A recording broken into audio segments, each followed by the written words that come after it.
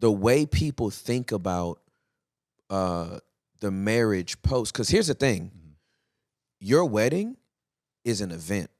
Yeah. You're event planning. Yeah. We've constructed this event. Everybody's gonna come to it. They're gonna watch y'all kiss, right? And you paying for it, right? You catering for all these people to come watch you kiss. The marriage starts after that. After that, yep. Right? And so people think what happened at the event is gonna happen in the marriage. Right. The marriage and the event are two different things. Right. Yeah. The Super Bowl is not preseason. Preseason is not regular season. Right. Regular season is not playoffs. Playoffs ain't the Super Bowl. Man. So you have to know that you're not trying to sustain the energy you felt at your event. Have you calibrated your mind to what this marriage is going to be? Right. A lifelong journey of me being curious enough every day to show up and understand you more. Right. That's good. And just when I think I got you, life is going to change. Career is going to change. The house is going to change. Yeah. Kids are going to change it. Kids going to change your body. Right? Like all this stuff is going to happen. And then you're like, now, who are you now? Right. We're a decade in. Who am I married to now? And what you might find out is that I don't think I want to dance with you like I danced with you the last 10 years. That don't mean I don't want to be with you. That doesn't even mean we need a divorce. It just means we need a divorce from this dance. Wow. 50% of marriages end in divorce, right? Yeah. Whether you're in church or out of church. Right. So the church ain't doing much better. Yeah. Here's the truth of the matter. Most people don't need a divorce from their spouse. Most people need a divorce from the way they've been dancing with their spouse. Wow. I felt that thing. Yikes. I'm gonna say that again. That was extra crispy, as my kids would say. Man. Most people do not need a divorce from their spouse. They need a divorce from the dance they've been doing with their spouse. It just don't work no more. Right. You stepping on my toes. I don't like it. I don't like doing this twirl every time. I don't like your hand in my back no more.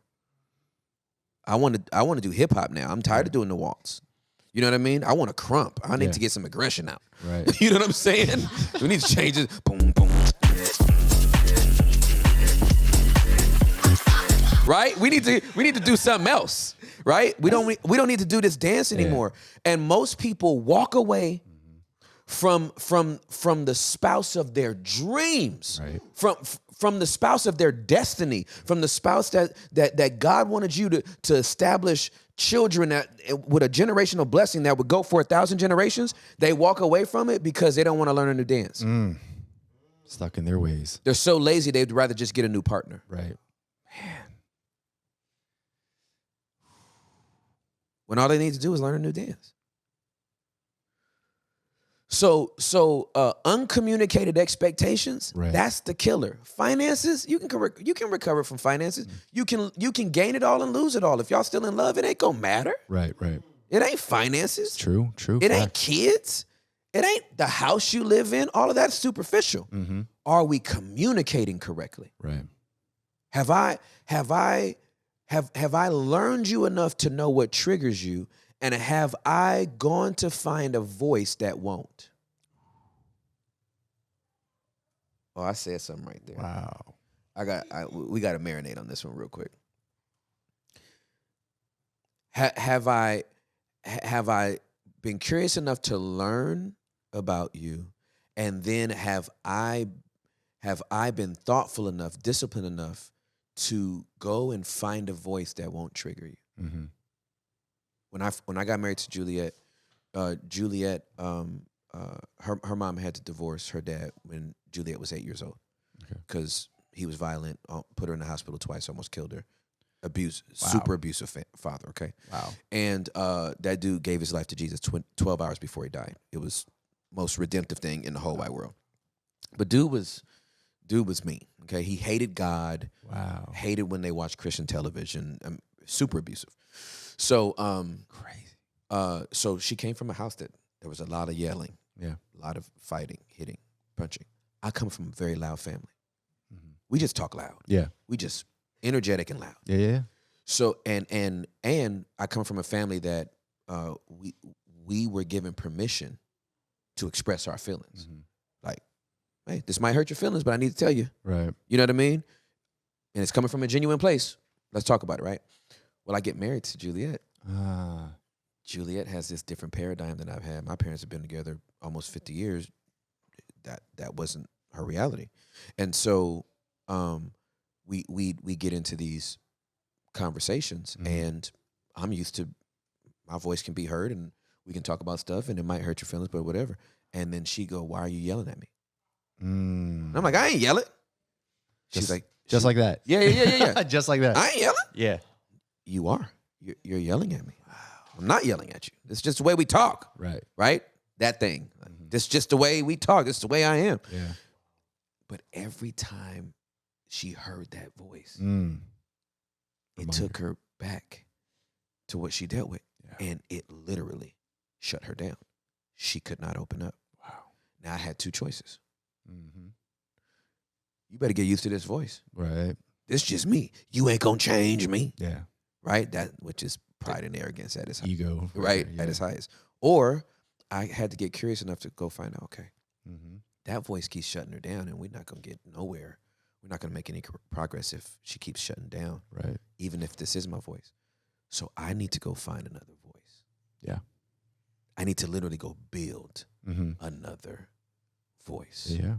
And so we sat down and we talked and we tweaked to the point that I got this voice Mm-hmm. that I came into our conversations with, and it never got above where I'm talking to you right now. Ah. Dude, I had lumps in my throat. My ears were hot. My whole, like you were talking about, you started flaming up a little bit. Yeah. Like all the emotion was still there, but I made sure Mm-hmm. I kept a governor, Holy Spirit, on my voice. Man. Because if I got any louder than this, she was not going to hear anything I was saying, even if I was right. Wow.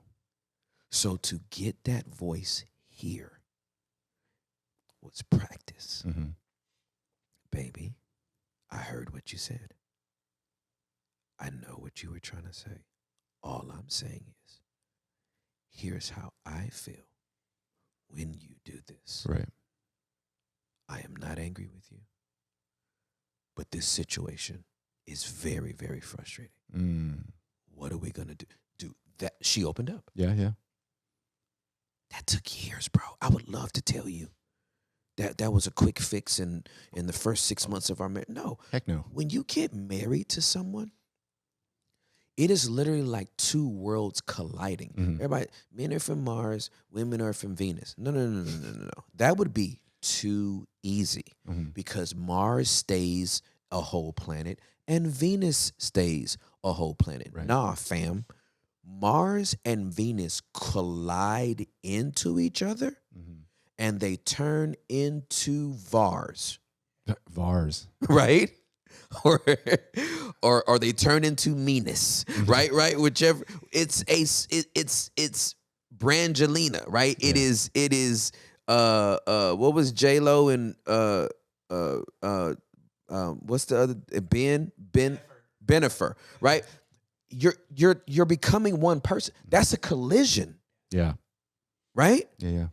A penis going into a vagina is an insertion. This is a coming together, Right. right?